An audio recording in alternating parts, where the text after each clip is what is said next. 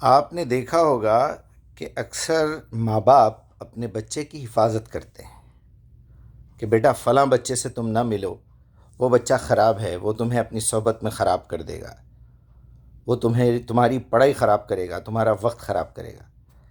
تو ایک عمر کے بعد بچہ سنتے سنتے کہتا ہے کہ ممی کیا آپ مجھے چھوٹا بچہ سمجھ رہے ہیں؟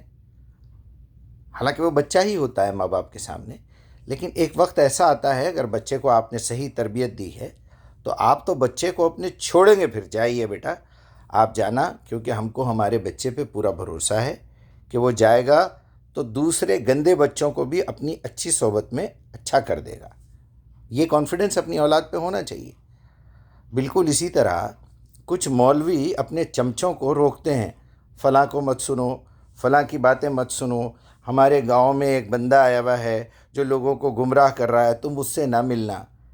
تو یہ جتنے جو ان کے چاہنے والے ہیں نا، جو چمچے میں نے لفظ استعمال کیا ہے، وہ چمچے یہ سوچنا چاہیے کہ کیا ہمارے مولوی ہم کو خرید کے رکھے ہیں؟ کیا ہمارے مولویوں نے ہم کو کچپندہ بچہ بنا کے سمجھ کے رکھا ہے؟ کیوں رکھا ہے؟ کیونکہ آپ کی باغ ڈور وہ اپنے ہاتھوں میں رکھنا چاہتے ہیں۔ آپ کی عقل آپ نے ان کے حوالے بیچ دی ہے، جبکہ اللہ تعالیٰ خود جو آپ کے ارادے خرید رہا ہے۔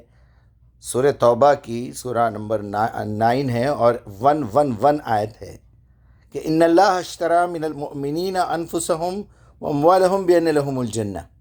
اللہ تعالیٰ نے مومنوں کی جان اور مال، ان کی مرضی خرید لی ہے جنت کے بدلے میں، لیکن وہ بھی یہی چاہتا ہے الذین اذا ذکروا بآیات ربہم لم یخروا علیہا صما وعمیانا۔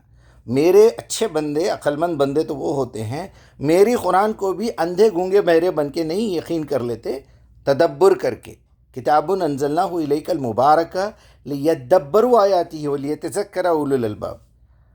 یہ کتاب تو عقل والوں کے لیے ہے۔ تو آپ کے مولوی اگر آپ کو ڈراتے ہیں کہ فلاں کا ترجمہ مت پڑھو، فلاں کی بات مت سنو، اس کی باتوں میں جاؤ گے، اس کا ویڈیو دیکھے گا، آپ کے پاس فرصت کہاں ہے جناب؟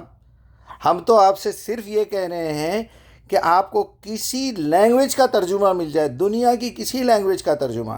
آپ کسی ہندو سے اگر عربی سیکھ سکتے تو سیکھیے، یہودی سے سیکھ سکتے تو سیکھیے، شرابی جواری زانی سے سیکھ سکتے تو سیکھیے۔ آپ کو لینگویج سکھائے گا وہ۔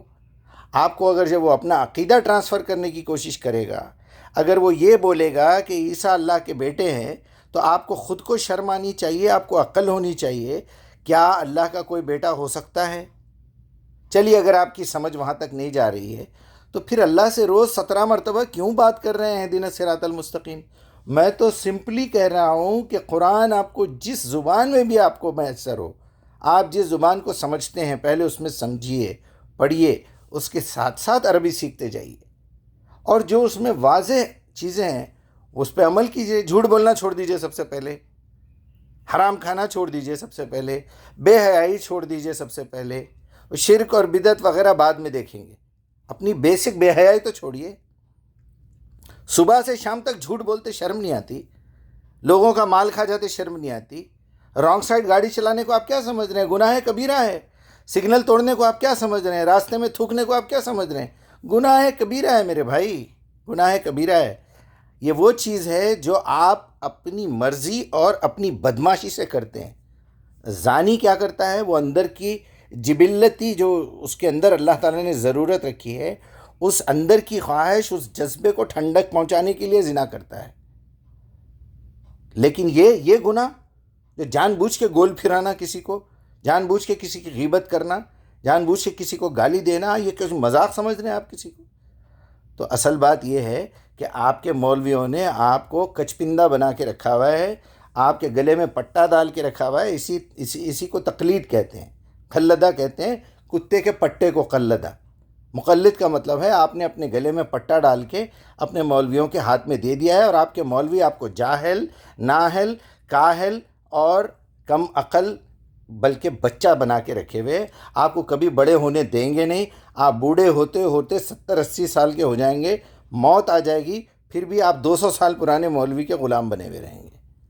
آج میں آپ کو یہی بات سمجھانا چاہتا تھا، یہ مولویوں کی غلامی چھوڑیے، اپنی عقل استعمال کیجیے، اللہ سے رجوع کیجیے، اللہ کی کتاب زندہ ہے۔ السلام علیکم۔